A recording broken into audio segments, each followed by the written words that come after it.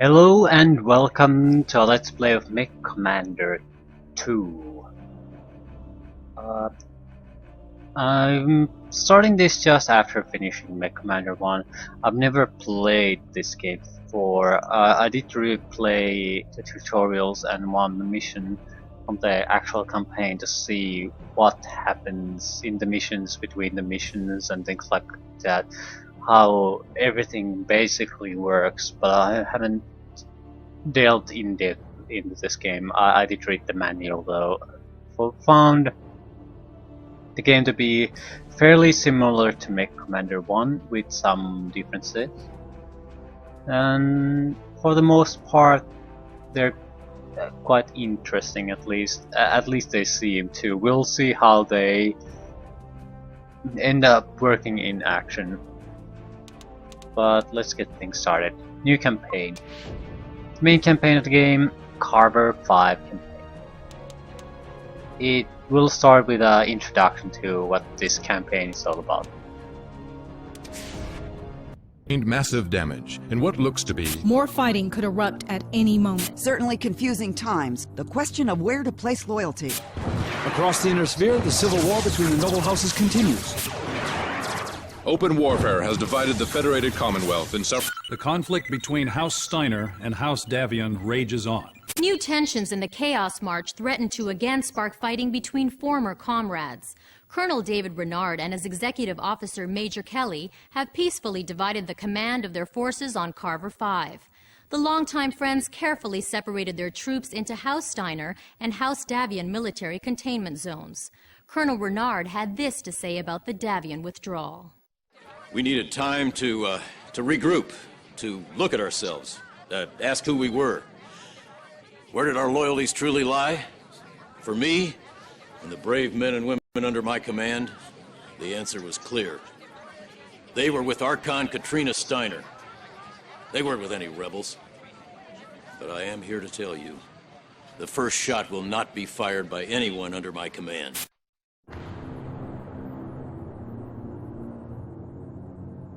This was the scene on Carver V just 2 days ago. In a series of daring raids, a bandit army consisting of tanks and light battle mechs seized several Steiner outposts, stealing supplies and capturing several weapon facilities. Archon Katrina Steiner was quick to rule out the deployment of additional troops to deal with the bandit threat. Sending additional Steiner forces to Carver V will give the Davion rebels another excuse to bathe a peaceful planet in blood. An alternative solution must be found. Nerves are certainly frayed in the Steiner territory. Refugees continue to stream from the planet. Still more bandit attacks. The mercenaries are due to arrive shortly, ending weeks of speculation. I'll ask you again. Was it smart for the Archon to hire mercenaries to deal with the bandit army on Carver V? Of course it was smart. It was the best thing she could have done. Think about it. Mercenaries don't care about sides or politics. They care about getting paid. All of the great houses use them. Liao, Karita, Merrick, even your precious Davians use them. That's why the Davian commander has agreed to this solution. Kelly knows that once the bandits are dealt with, the mercenaries will pull out. Looks like we're already famous, Commander. They think we won't be staying long, but based on the supplies you ordered, I'd say you've got other plans.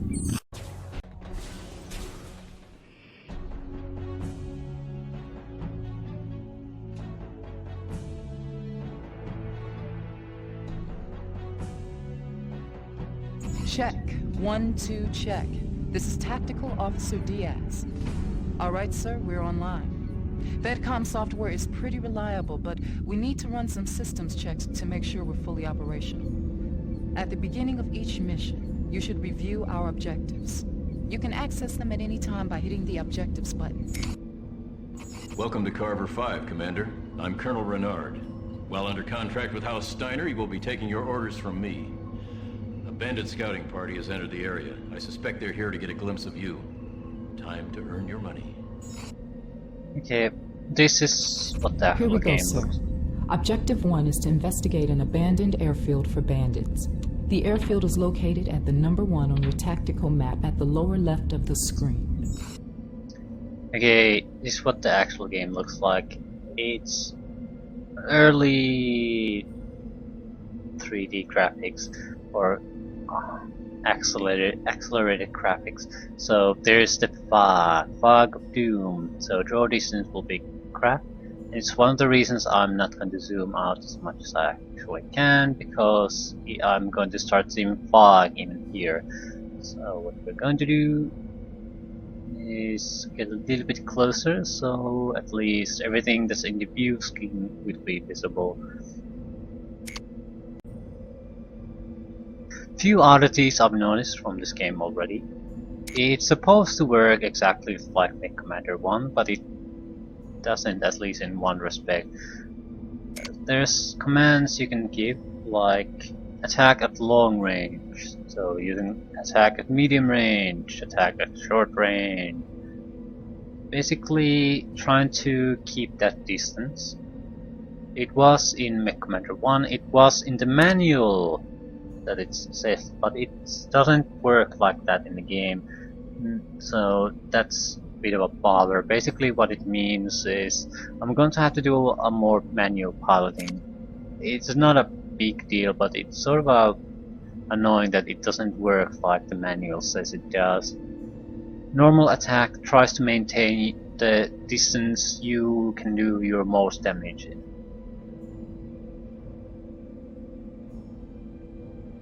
So for the most part it isn't exactly a big deal. But for here, let's see Razorback. It has a lot of short range weaponry and one medium range for the long range, large laser for the medium range. So if I put him in attack at long range, this target, two things should happen. Either he won't be able to shoot, or he'll get into the laser weapon range and then stay there, maintain that, and keep shooting. Roger that.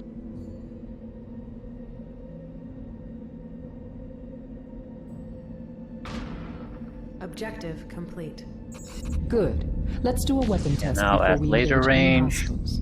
Order all units to destroy the hangar. Yeah, now at short weapon range. So he went, I think, where he's most effective, and disregarded basically the order entirely.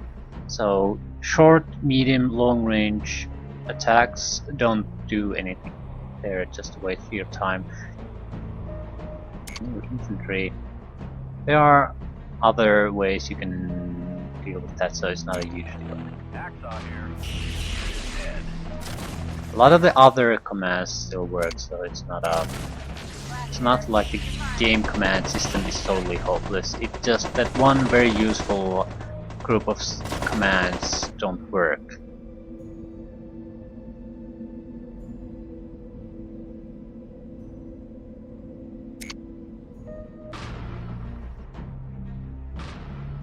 Also, I don't really care how the game looks. It's more of a. It's not something that's it's terrible. It's more of a. The first one looked better. In this time period, it's sort of when the game was published. I think a lot of games suffered from that. They had a history of making very nice-looking and functional 2D games, and then the 3D craze came, and everything had to be in 3D. No matter that it looked shittier, the people didn't know how to program it properly yet, and it was a new thing. So there was sort of a generation of games in the new engine types that were, in my opinion at least, almost exclusively just worse than the older Craig games. They basically suffered quite a lot from the switch between 2D and 3D.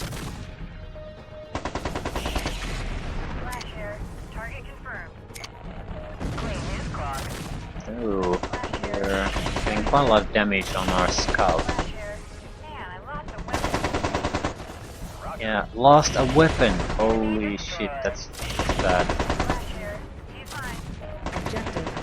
What did you lose? Nice work, Commander. We should repair our units before engaging more enemies.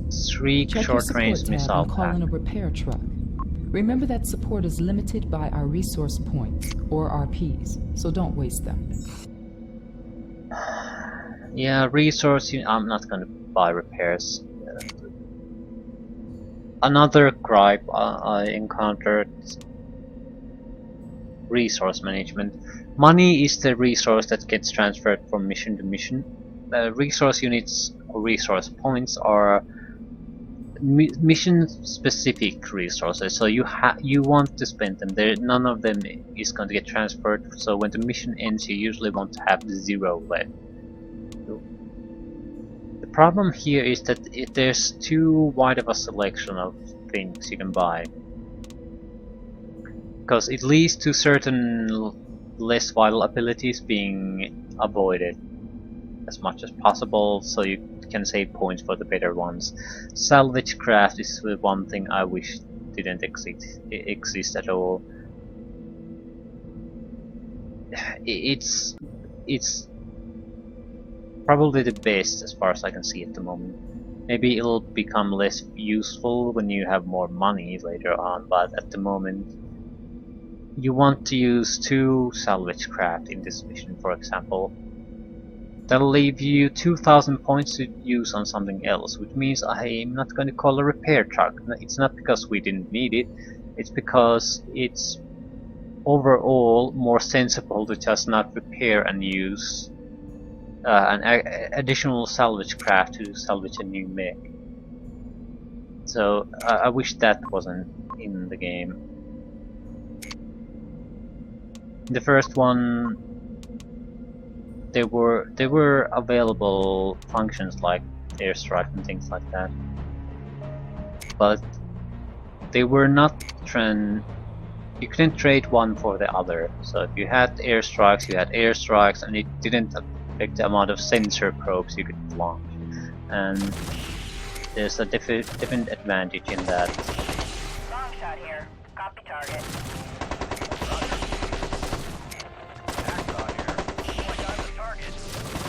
Now it seems it's very unlikely I'll be using some of those abilities, simply because there are always better ones available.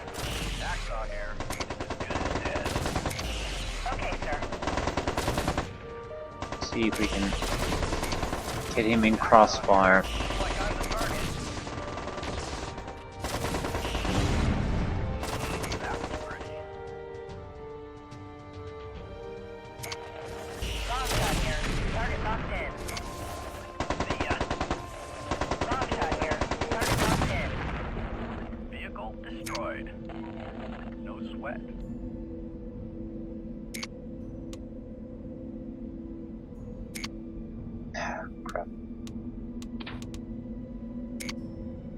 We could salvage one of those urban mechs. Objective complete. It would become immediately usable.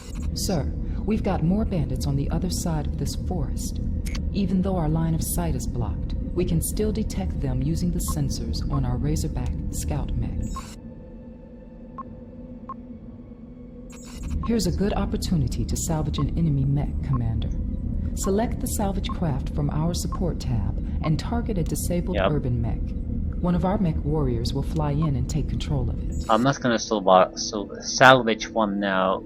They both have the autocannon intact. I'm not sure about the weaponry. It didn't seem like you can buy individual components, so I'm not sure that matters. It's more of a thing: if you lose them in the middle of a mission, you can't get them back until you get to a new mission. That sort of thing. That's my impression, at least. So you don't use money to buy equipment. I'm not sure if that's a good thing or a bad thing.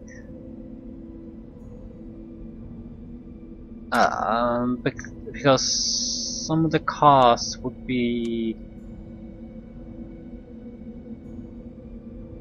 limiting. I mean, it's a good way to limit access to certain weaponry. If you can just use all of them, why would you use some of them? There's a balancing system, so I don't think it breaks the game or anything, but if you're gonna go with the that you have to spend money on everything. Why not? Why not on the components as well? I think they might have just wanted to cut down on the micromanagement between levels or something like that. There's added micromanagement because of the customization system, so I'm not sure if it's a bad thing that they got rid of it. I'm not also convinced that it's a positive thing. Detected.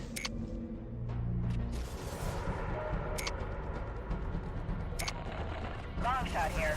Copy These guys are pretty well equipped for bandits. Long-range missile launchers. I don't want to fight while they're providing fire support. No sweat. Hacksaw here. Locking in target. Is that a mech or it's probably a mech? You probably don't want to go there.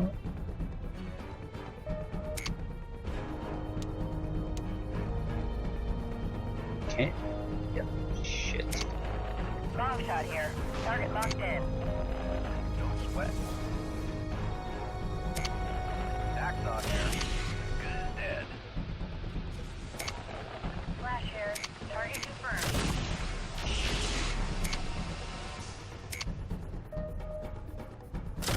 Shoot this back. I copy. Long shot here. Target locked in. Hacksaw here. I can see light through my armor. Shit. Hacksaw here. Oh my god, the target. Wait. Long shot here. Copy target. Kill it. Hacksaw here. Update the kill board. Yeah. Vehicle. Star Slayer. I copy. So that's certainly something we are going to salvage. Yeah, we're starting to get heavily damaged, and I don't really want to lose a lot of them. I'm not sure if there's any danger in losing the parts, though. As I said, you don't need to buy the components, so maybe you'll get new ones for free. Also, I do know repairs are free after the mission, so if we survive, that should be good enough. There's still a few long-range missile launchers there, but I think we're good to do this. Roger that. Salvage craft is on its way.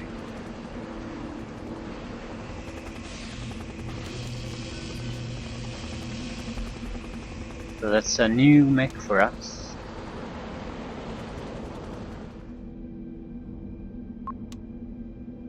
Roger that. And urban mech. We'll use these three to finish up the fighting.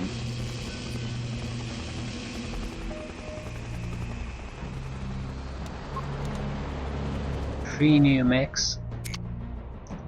It's quite a good deal in my opinion. It makes certain abilities very unlikely to be used. That's what I don't really like about the resource point system.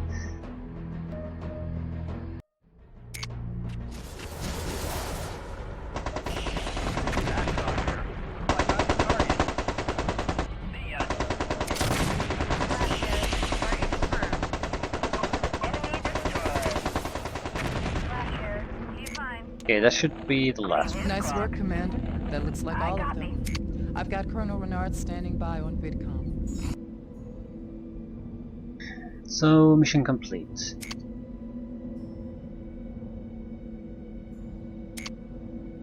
We got 2 jump cable mechs, additional ones, so that's nice. Also, one notable thing, most mechs don't have sensors at all that could detect other things, which to me seems quite odd. So it's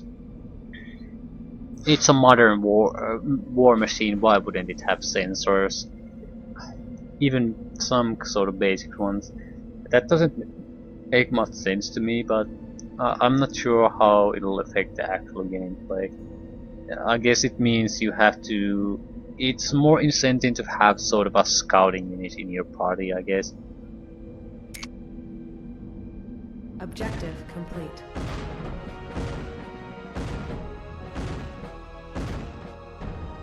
$43,000.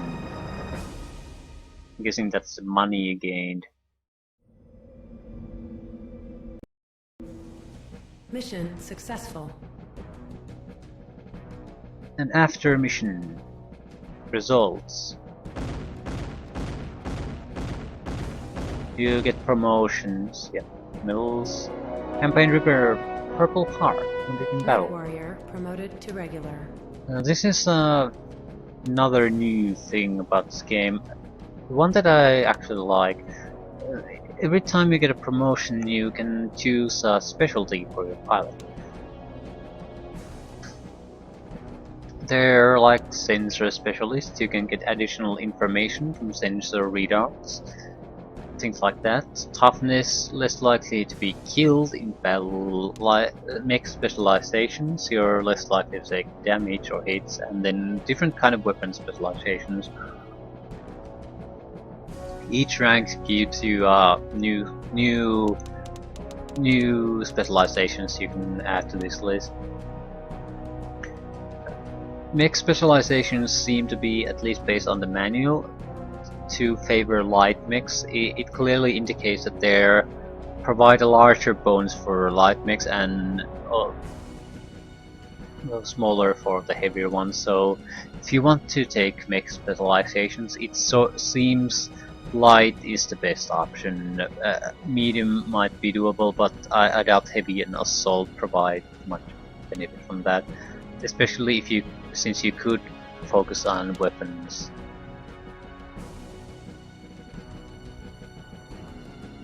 Hacksaw, that's definitely someone who we want to specialize in weaponry.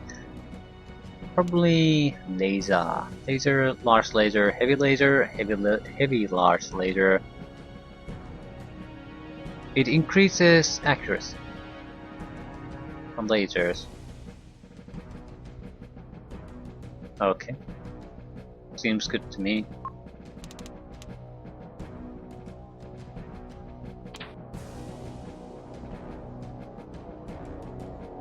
Long shots. Okay, another promotion, very likely. No. Holy shit. Only one promotion, that's pretty weak.